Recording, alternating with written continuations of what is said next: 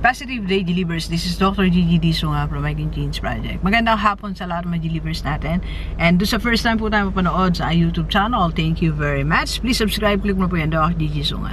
And sa lahat ng gustong magpa-coach sa atin, online or personal, and if you want to advertise, start, or improve your business, and if you need a speaker for seminars and training, message ka na 0939-525-4311 or sa aking FB page, Dr. Gigi Sunga.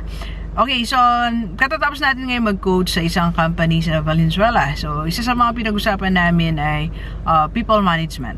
So, as a business owner, don't neglect this part. Don't forget to allocate budget or to give time in managing your people. That is one of the many ways to do it is through training. So, don't forget to train your people. It's either through coaching or through mentoring or through seminars. Okay?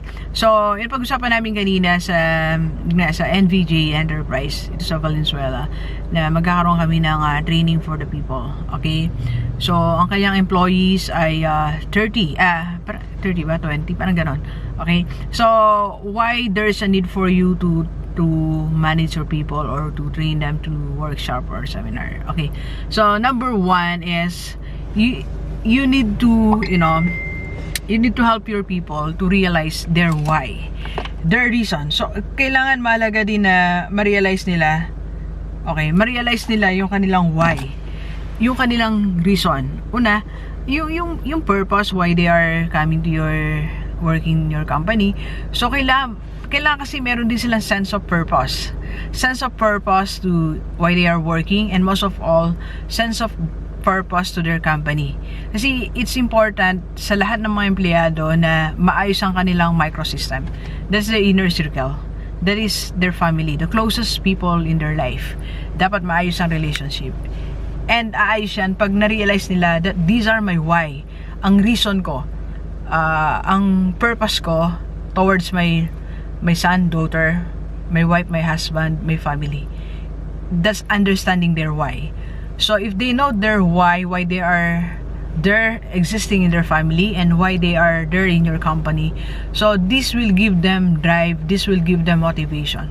Sabi nga ni Simon Sinek before you discuss the how sa mga tao, discuss first the why. Okay? Bago mo ituro yung mga trabaho nila, itong gagawin mo, itong dapat mong gawin. So, discuss first the why, the reason. Okay? Second important thing why there should be a training for the people is to develop loyalty to your company. There are many ways to do it, but I think one of the effective way is to have mentoring, coaching, and a series of seminars. That is, they will feel that or the company is giving us time. So we are important to the company because they are giving 2 hours for our training, for our education, for our for improvement of our knowledge, for accumulating knowledge on different aspects of life. Not only about work, it's all about life, about finances. So when they feel that they are important to your company, so chances are loyalty will come after that. Okay? So, sa lahat ng mga business owner, kailangan maramdam, kasi kailangan ma-feel nila that they are important. Di ba? Pinagtutunan natin sila ng pansin. Okay?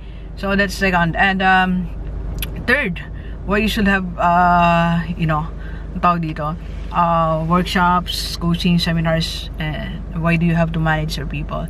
Is for 2 purposes. One is, for them to work efficiently and effectively, so that they will not be wasting their time, they will not be wasting your resources, and they know how to work the right way. So something like that. So we need to discuss details of their work, so that for effective and efficiently working environment in your company, so that we can save time, effort, and resources. Okay? Alright, so these are only few of the many things, advantages of managing your people through seminars and trainings. Alright? So yun yung pinlan namin. So babalik ako sa Feb 27. Okay? So if you have your company right now, you are just starting or malaki na yung kumpanya nyo, baka na-neglect mo yung napakalagang factor ng yung company. This is the managing of your people. Don't forget na sila yung reason why you have that profit. Ba't ka umuunlad, diba? dahil meron kang mga tao na kasama. Okay? So, don't forget them. Alright?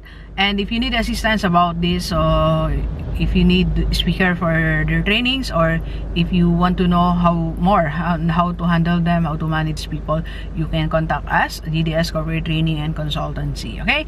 Alright, so please share this video sa lahat ng kaibigan natin, kahit OFW o dito sa Pilipinas, para sama-sama tayong mabago at mula dating buhay. Thank you very much, GDverse. Enjoy the rest of the day, and let's go, let's go!